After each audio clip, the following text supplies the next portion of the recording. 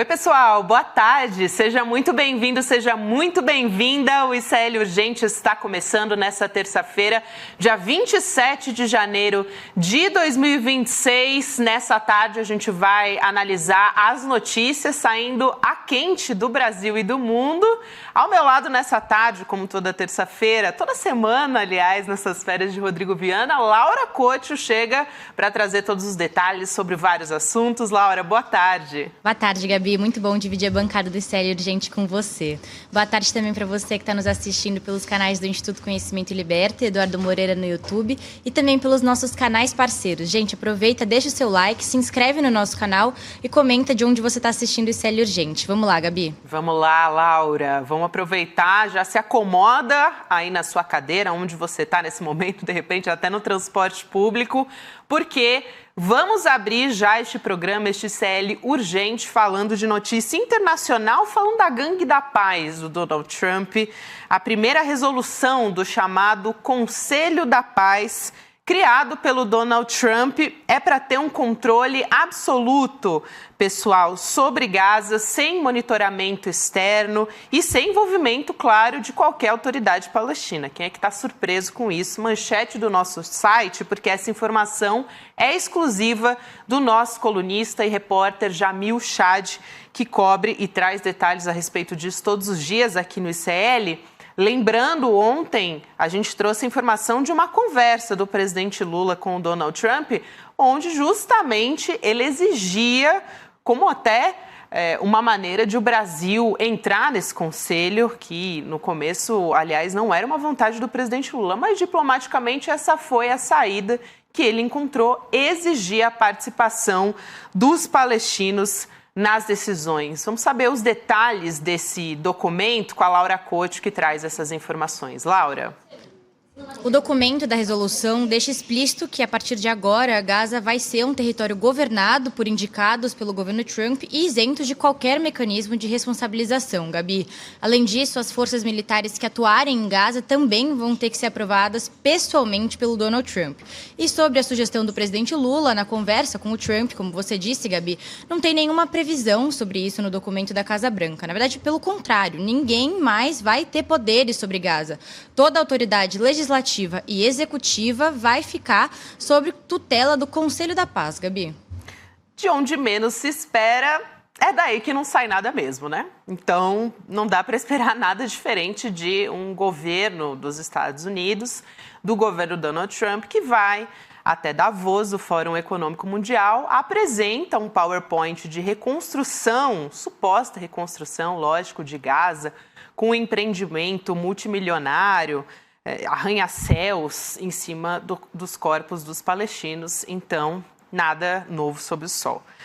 E, ao mesmo tempo, o Donald Trump está tentando conter uma crise interna lá nos Estados Unidos, principalmente no estado de Minnesota. A gente traz aqui aliás, já falou muito aqui no ICL Notícias sobre os dois casos envolvendo o ICE, que é a polícia Gestapo do Donald Trump, que diz respeito à imigração. Eles chocaram os Estados Unidos, o país, chocaram porque, no fim das contas, envolvem cidadãos americanos. A própria gestão do Trump reconheceu esse momento de recuar.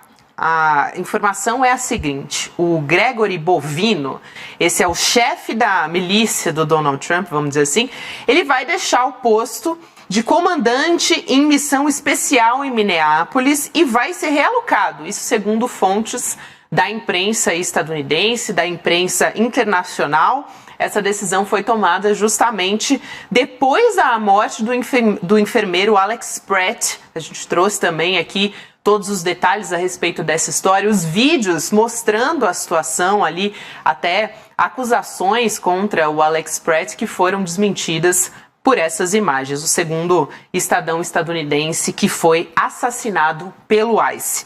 O Gregory Bovino, ele teria endossado a fala da Secretaria de Segurança Interna, que, sem apresentar nenhum tipo de prova, insinuou que o enfermeiro seria um terrorista doméstico. E lembrando também que o Bovino ele ficou famoso porque nos últimos dias desfilou em Minnesota vestindo um casaco bastante semelhante a um uniforme nazista. Você vê as imagens da nossa manchete aqui na tela também. E para complementar essa história toda, vocês devem se lembrar de uma reportagem que a gente trouxe com exclusividade também, a apuração do Jamil Chad, que tem uma operação em curso pelo ICE, um orçamento extra de 30 bilhões de dólares para o ICE, gente, incluindo o recrutamento do que a gente chama dos patriotas, os americanos patriotas. Te lembra alguma coisa esse termo, né? Não sei.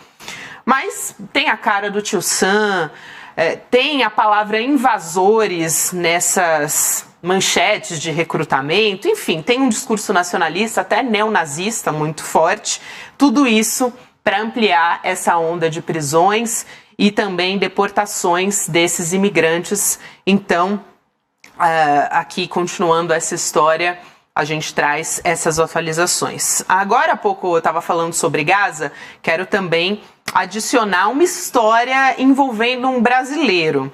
O primeiro-ministro de Israel, o Benjamin Netanyahu, ele deu boas-vindas, sabe para quem? Por lá? Os irmãos Flávio e Eduardo Bolsonaro durante um discurso na Conferência Internacional de Combate ao Antissemitismo no Parlamento israelense em Jerusalém. O objetivo das viagens, ou melhor, dessa viagem, dos filhos em específico, é reforçar a pré-candidatura do Flávio à presidência junto a lideranças da extrema-direita internacional. Esse é um esforço que já vem desde o Eduardo Bolsonaro e agora que tem essa chancela do nome do Flávio Bolsonaro, está colocando em prática realmente esse plano.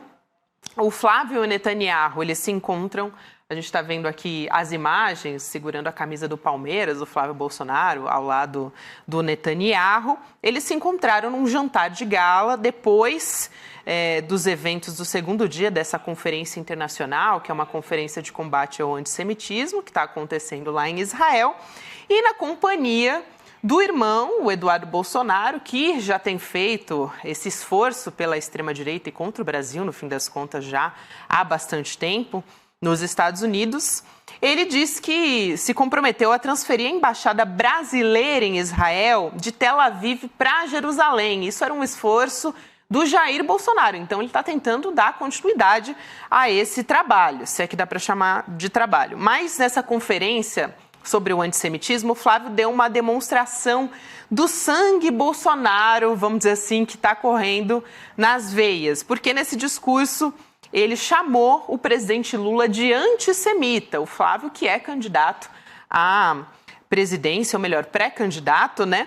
E ainda sobrou também para o assessor especial do presidente da República, o Celso Amorim. A gente tem as imagens dessa fala, vamos assistir. Let me be very clear. Lula is anti-Semitic. This is not a slogan. This is not exaggeration. This is based on his ideas, his advisors, his words, and his actions. The main designer of Lula's international policy, his top advisor, Celso Amorim, wrote the preface of a book that praises Hamas and present it as a normal political group. Eu quero trazer uma contextualização sobre essa fala do senador, que o presidente Lula, o governo Lula, foi um dos primeiros a não se calar diante do que está acontecendo em Gaza, dessa matança acontecendo em Gaza, e dando o nome ao que realmente está acontecendo, não chamando de guerra e sim de genocídio. Aliás, no começo ele foi muito criticado, mas depois outras nações adotaram essa mesma postura, a própria ONU. Lembrando aqui, pegando aqui o histórico dessas relações diplomáticas, que Israel chegou a rebaixar as relações diplomáticas com o Brasil, porque o governo Lula teve essa coragem de se posicionar enquanto boa parte do mundo estava calado, e por isso Netanyahu declarou que o Lula era persona non grata. Ao mesmo tempo, o Brasil retirou o seu embaixador de Israel. Essa posição está vaga até hoje, e isso nada tem a ver com o antissemitismo, né, gente? Sendo bem clara que o Brasil escolheu ficar do lado da história de quem não se calou diante de um genocídio. Mas vamos dar continuidade aqui ao nosso noticiário, porque se em Israel O Flávio se encontrou ali com as lideranças da extrema-direita, no fim das contas foi buscar apoio da candidatura dele. Aqui no Brasil, onde realmente importa ter apoio, porque é onde vai ter eleição, não está muito fácil. Então, o presidente do PSD, o Gilberto Kassab, já tirou dele da reta. O Kassab disse que não tem possibilidade de uma união da direita em favor da candidatura do Flávio para a eleição presidencial. A Laura Couto traz esses detalhes também. Laura. Gabi, olha isso. Gilberto Kassab ainda ressaltou que o PSD apoia a candidatura do atual governador de São Paulo, Tarcísio de Freitas, para o Palácio do Planalto. Mas até o momento, Tarcísio não confirmou a candidatura à presidência. Em entrevista à CNN, o Kassab disse o seguinte, abre aspas, o PSD tem uma posição muito clara. Todos sabem que se o governador Tarcísio for candidato, o PSD vai apoiar. Caso o governador Tarcísio não seja candidato, nós temos 2 pré-candidatos no partido, 2 excelentes governadores. O governador do Paraná, que é o Ratinho Júnior, e o governador do Rio Grande do Sul, que é o Eduardo Leite. Gabi, mesmo assim, o Gilberto Kassab desejou boa sorte para o Flávio Bolsonaro na corrida eleitoral. Ele disse o seguinte, que ele faça uma boa campanha, que ele possa levar suas ideias e os seus projetos para o país. Projetos para o país. Resta saber que projetos que ele está falando, né, Laura? Mas, enfim, a direita não está conseguindo se resolver internamente. Tem um racha muito claro acontecendo. Outro que está irritado, pessoal, com essa falta de apoio, de destaque também, é o Ronaldo Caiado, governador de Goiás, que inclusive se adiantou, lançou pré-candidatura à presidência já no ano passado. Saiu na frente dos demais, vamos dizer assim, desaliados da direita do Caiado. Hoje ele diz que deve deixar a União Brasil, já está negociando com outros partidos também para disputar as eleições presidenciais. A Laura também conta melhor essa história aqui pra gente. Laura. Gabi, em entrevista à Rádio Nova Brasil, o Caiado deixou transparecer um incômodo com a aliança do União Brasil com o Partido Progressistas, a Federação União Progressista. O Ronaldo Caiado afirmou que o PP, que é ligado ao senador Ciro Nogueira, seria contra a candidatura dele e, por isso, ele estaria buscando outra coligação. O presidente do União Brasil, Antônio Rueda, e o secretário-geral, o ACM Neto, eles já teriam sido informados pelo Caiado sobre essa decisão. E mesmo de saída do partido, o atual governador de Goiás disse que segue na disputa para presidente. Gabi, olha só o que ele disse. O que o Lula quer é um candidato só. Como é que você enfrenta toda a máquina de um governo com um candidato só? Com o PT no poder, é um processo duro. Ele não tem limite e tem que ganhar a eleição a qualquer custo. Se nós tivermos um candidato só, ele terá dificuldade de caminhar de hoje até 4 de outubro, Gabi. Apesar, Laura, de todas essas pesquisas que têm saído com nomes da direita e o nome do Caiado não tem aparecido como nome expressivo, ele disse que não tem garantia de que um nome que foi apoiado pelo próprio Bolsonaro, que foi escolhido pelo Bolsonaro, vai ter mais chance de vencer as eleições ou não. Vou trazer a frase dele exatamente o que ele disse. Então, abre aspas. Ninguém nega o prestígio dele, Bolsonaro, claro, ele está falando aqui, mas são 2 coisas distintas. Uma coisa é ele candidato e outra é um indicado dele candidato. Por mais prestígio que a pessoa tenha, não consegue transferir 100% dos votos. Então foi o que disse o Caiado, prometendo o apoio ao Flávio Bolsonaro num eventual segundo turno. Mas, por enquanto, ele não quer apostar as fichas no nome do Flávio de jeito nenhum, até porque ele quer aparecer na imprensa, enfim, como candidato viável para a direita. É verdade que não consegue transferir 100% dos votos, mas já apareceu aí que o Flávio tem aparecido com uma vantagem em relação ao nome do próprio Caiado nessas pesquisas. Bom, a gente falou dos filhos, do Flávio, do próprio Eduardo, lá em Israel. Ficou faltando um nome aí para vocês, né? O Carlos, que inclusive aparece aqui para passar vergonha. Os próprios aliados do deputado federal Nicolas Ferreira desmentiram publicamente o ex-vereador Carlos Bolsonaro. Gente, eles acusam o Carlos de editar um vídeo e alterar a mensagem que foi dita nessa gravação, fazendo acreditar que o público estava pedindo uma outra coisa, a volta do Bolsonaro. Essa gravação aconteceu durante aquela caminhada do Nicolas Ferreira de Minas até Brasília. E a gente tem um trecho desse vídeo que o Carlos Bolsonaro postou nas próprias redes sociais. Vamos entender primeiro esse vídeo. Vamos lá.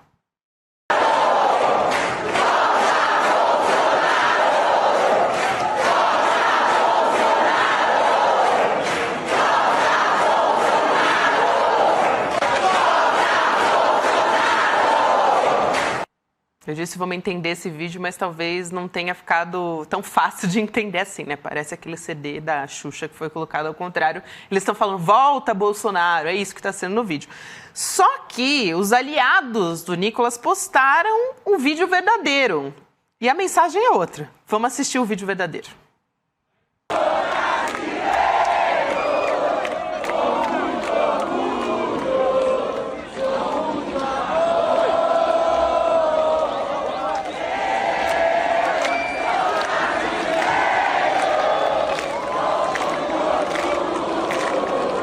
Não era bem a volta do Bolsonaro que eles estavam pedindo, né? Então o clima ficou tenso entre os brothers, guerra de narrativa entre os brothers, na verdade. Aliás, eu falei do Nicolas Ferreira e da manifestação. Tem novidade nessa história também que a Laura vai trazer pra gente.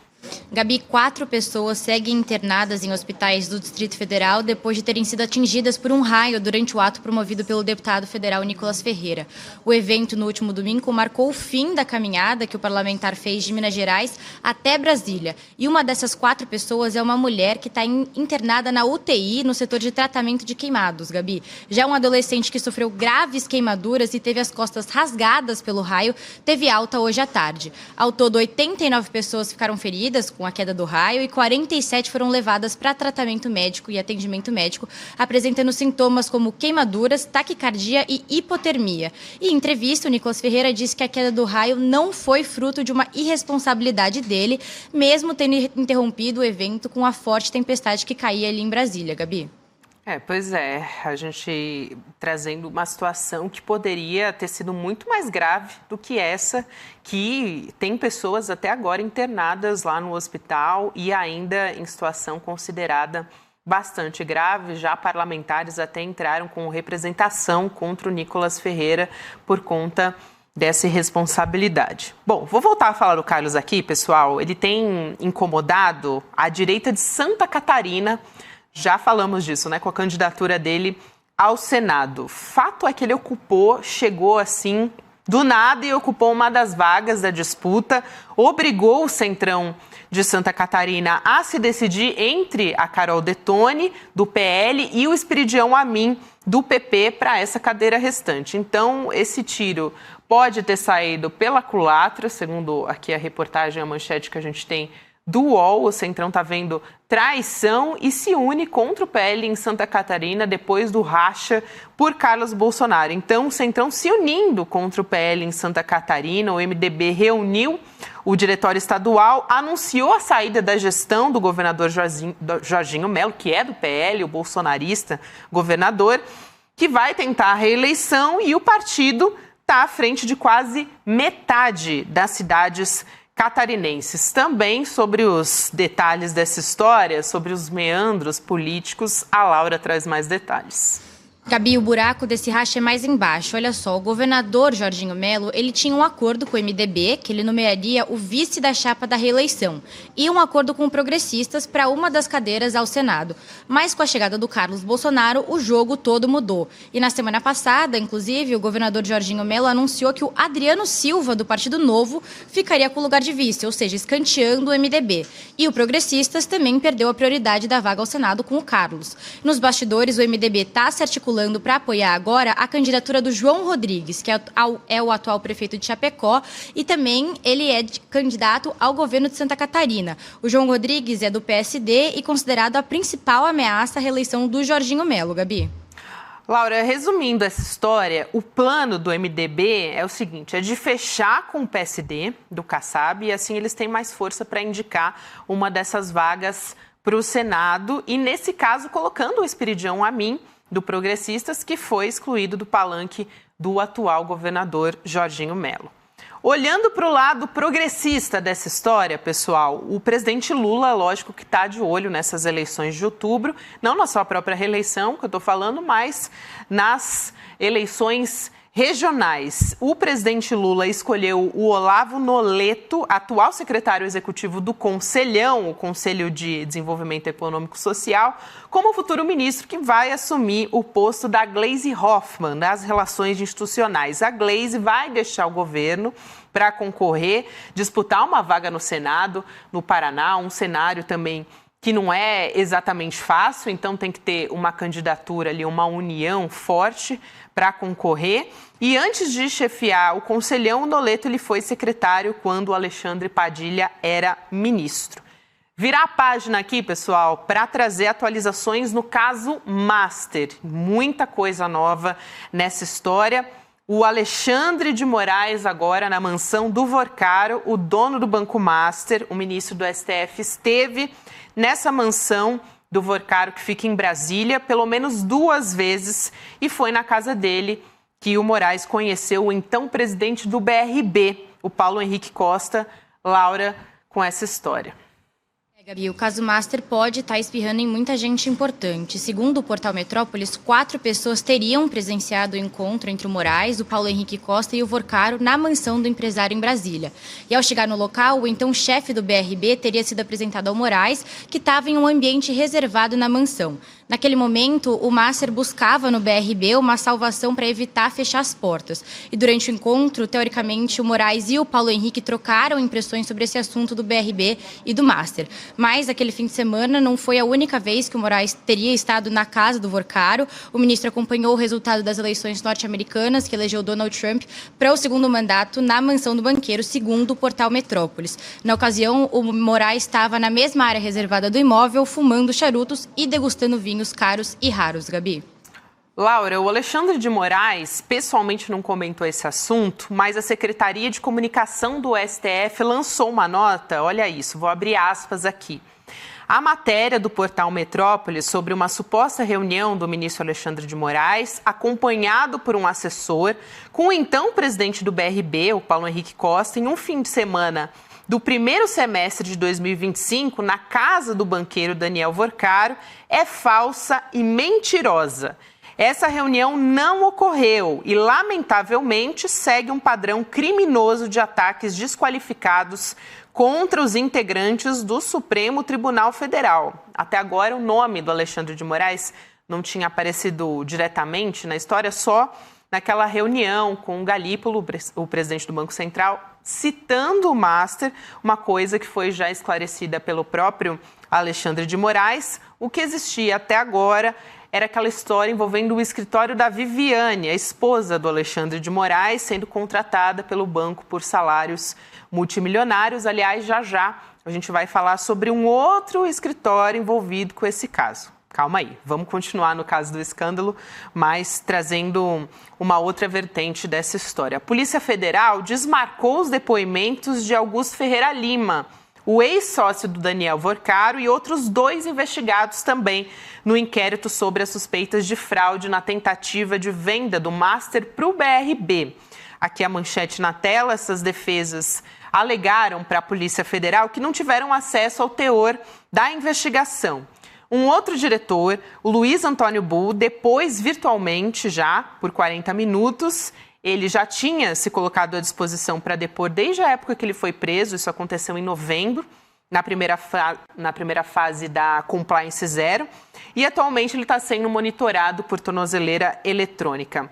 Agora, Laura, parece que essa novela do Master ganhou mais um personagem importante nessa história. Gabi, o escolhido da vez foi o ex-ministro da Justiça, Ricardo Lewandowski. Isso porque, segundo a apuração também do portal Metrópolis, o escritório de advocacia da família do Lewandowski foi contratado pelo Banco Master entre 2023 e agosto de 2025, sendo que de fevereiro de 2024 a janeiro desse ano, o Lewandowski ocupou o posto de ministro da Justiça do governo Lula. Ou seja, o contrato com o Master continuou mesmo depois dele assumir a pasta. O contrato de consultoria jurídica era no valor de R$250 mil mensais e teria rendido em torno de R$6,5 milhões ao escritório da família do Lewandowski. O site Metrópolis também diz que a contratação do Lewandowski atendeu a um pedido do líder do governo no Senado, o Jacques Wagner, do PT da Bahia. O próprio Jacques Wagner confirmou ter feito essa indicação, Gabi.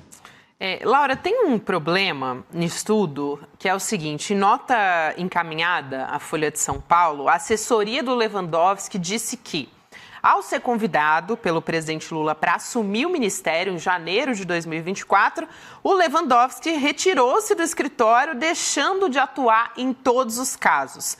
Mas, para a CNN, os auxiliares do presidente Lula negaram que eles tinham conhecimento prévio sobre esse contrato que foi firmado pelo Lewandowski e o Banco Master. Também, além disso, a existência desse contrato entre o Master e o ex-ministro da Justiça é apontado pelos integrantes do governo como um dos motivos que teria apressado Lewandowski de deixar a pasta, o pedido de demissão do Ricardo Lewandowski.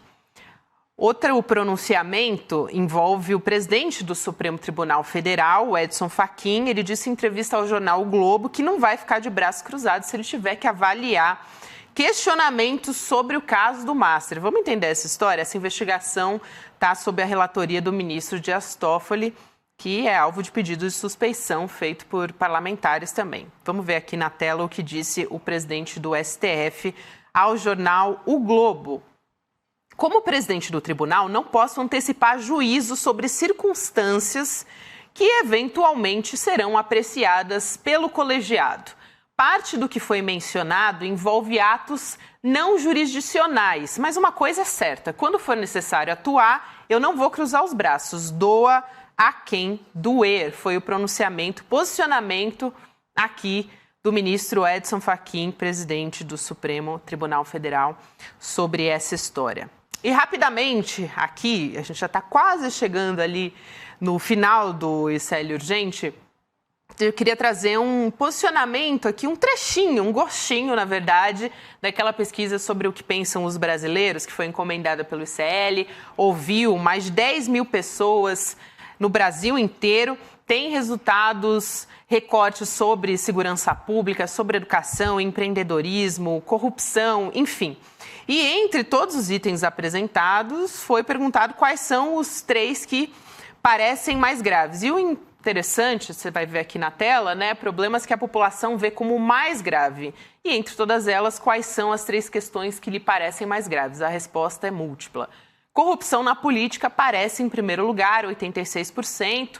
Roubos e furtos contra cidadãos trabalhadores, 53%. Preço alto dos alimentos, 47%. É até interessante se a gente olhar aqui, pessoal, porque preço dos alimentos no primeiro semestre do ano passado era a principal preocupação do governo Lula e depois, com uma melhora, com uma estabilidade no preço dos alimentos, o que mudou e o que se colocou foi a questão da segurança pública, principalmente depois daquela operação que foi a mais letal da história do Rio de Janeiro, levantou essa discussão e agora, com toda certeza, isso aponta também a pesquisa realizada pelo ICL, a principal preocupação dos brasileiros é com a segurança pública, mas a corrupção aparece aqui em primeiro lugar e muitas vezes a justificativa é que isso também afeta setores como a educação, a saúde, que poderiam ter verbas direcionadas para lá. E até aproveito que eu trouxe esse dado aqui na tela para te chamar para assinar a nossa revista